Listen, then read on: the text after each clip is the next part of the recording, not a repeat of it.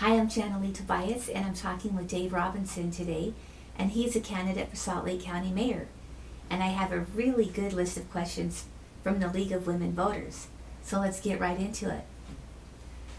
What, in your opinion, are the most pressing issues in Salt Lake County, and why? I would say the top three pressing issues. We would look at the taxes and county budget. We'd look at economic development, and look at the homeless situation. Mm-hmm. And the reasons why is, of course, the county budget and the taxes affect each and every one of us.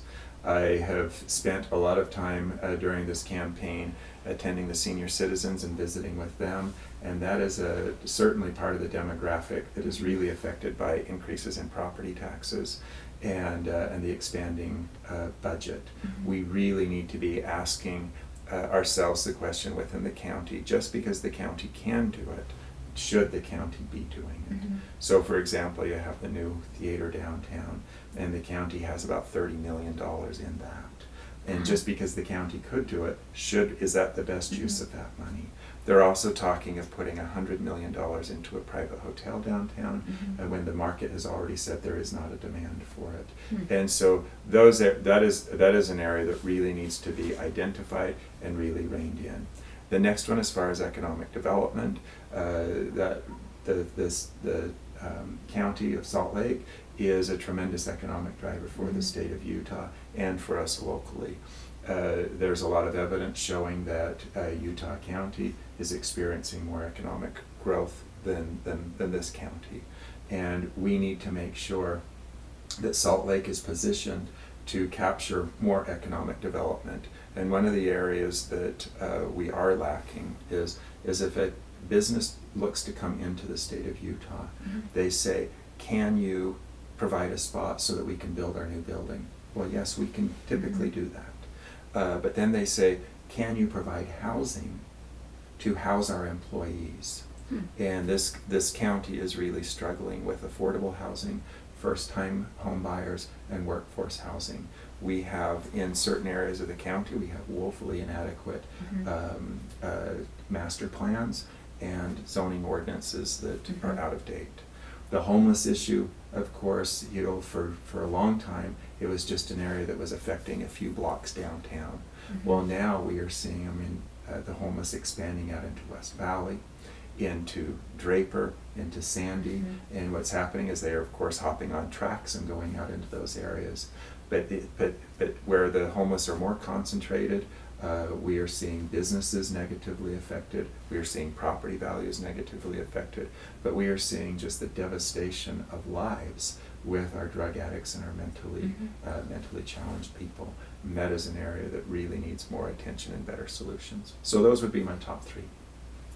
Well, those are really important issues, and do you have some ideas on what you would do to address these issues, some solutions? Well, on the economic development, like I mentioned, we need to be getting our master plans and our zoning up to date. We need to be very proactive there. Many parts of the county have really fallen behind on that.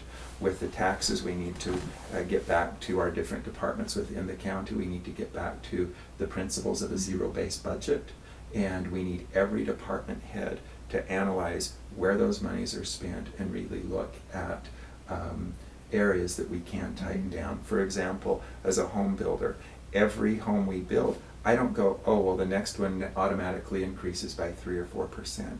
I go back to our subcontractors, I go back to our architects and the different participants and say, how do we build a better quality and tighten our budget? And there are ways to do that, and that needs to be applied at the county as well. As far as the homeless situation, we have seen, for example, Ralph Becker, in a debate last summer, he said that his administration has solved 92% of the homeless problem. And everybody in the room looks at each other saying, what did he just say? And so we know that was not correct. And Mayor McAdams, the current county mayor, and Ralph Becker are the two individuals that have been over this area for the longest, and the problem has exploded and only gotten worse. But what we need to be doing and what we should have done is we know where these people are. You can drive down there, the police know who they are, the social workers know who they are, and they are actually comfortable enough shooting up drugs on the street. We also know that we have drug dealers down in that area. We should have been picking those people up, putting them in jail, and punishing them.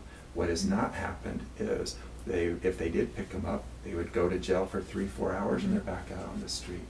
We have perpetuated this problem.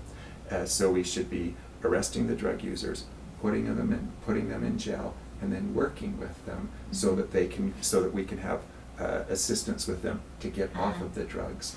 But through that, we also then have to have, we not only have to have drug treatment, but we also have to have mentoring programs so that they have a skill, so that they're doing something that they are passionate about.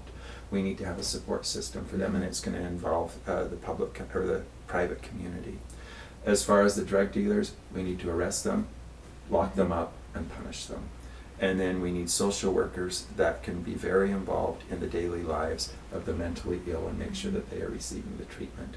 There's talk right now of putting shelters throughout the different neighborhoods. If you take the people in their current situation today, all you are doing are taking drug users, drug addicts, and mentally ill and putting them into neighborhoods that are not equipped to do that. So we've really allowed our leaders in the past have really allowed this problem to perpetuate, and we need to be much more proactive with it. Okay, Dave, what about the environmental issues that face the county? How would you address them? Well, I don't know how many realize, but recently the county received the largest EPA fine for their stormwater. And that is something, it was actually the largest fine in the state of Utah. But that is an area that should never have occurred.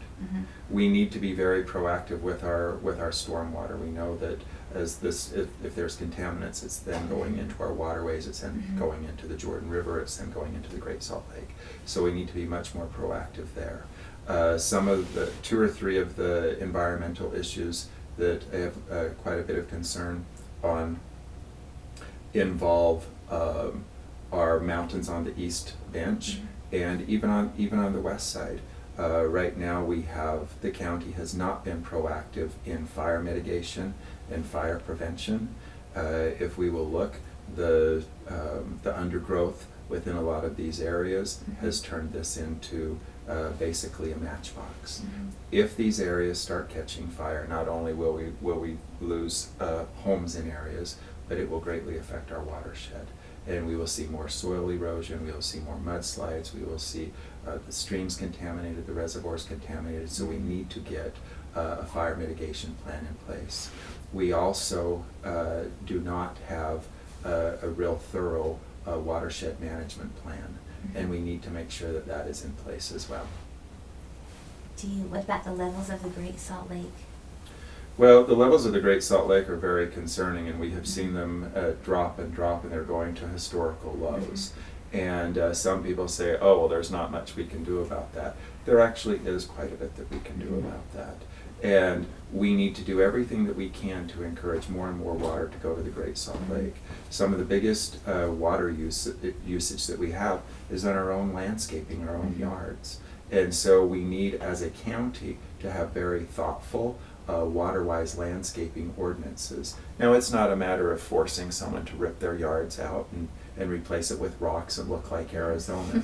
It really is a matter of thoughtful water-wise planting. And if it starts with new construction, let's start there. And if we need to have some incentives for people that are willing to pull out some of their lawns and replace it with water-wise, let's do that. But what that will do is that it will allow larger quantities of water going down to the Great Salt Lake instead of being used around our residents. Wow, makes sense to me. So, how would you accomplish your goals as Salt Lake County Mayor while staying within your budget? Well, what's fascinating about a number of these is it really does not, it would not increase the budget. For example, the county has really good staff members that we can look at the water-wise landscaping issues. They're already in their offices. We just need to prioritize them. As far as economic development, we already have economic developers, we already have planners. We can do a number of areas, a number of things to show leadership throughout the county, throughout the municipalities, work with the mayors and the unincorporated areas as well. Really show some leadership on thoughtful and smart growth and in those areas. Now, when it comes to the homeless issues, yes, we are going to get into some costs, but we have a lot of costs right now with police monitoring, with booking people, with arresting people, where if we will put them, I'm in favor of opening up the Oxbow jail. There's beds in there are beds in there, and we can work closely with law enforcement to do that. And exactly where that's going to come down on a per bed basis and the treatment, I'm not exactly sure what those numbers are, but what I can tell you is there are a number of areas within the county budget that we are seeing with waste. We are seeing millions of dollars every year being spent on outside paid consultants that are not necessary. We are seeing millions of dollars being spent on what they are calling dashboards, gathering and collecting data that then just sits. And so what I would do is take those monies and put toward much more useful. And so I think that on a number of these areas, we can actually do it while staying within our current budget. Well, I think those are all really good answers, and that concludes the League of Women Voters questions. Well, thank you very much. Thanks for your time, and everybody remember to vote on Election Day or before mail-in voting. That's correct. Thanks. So.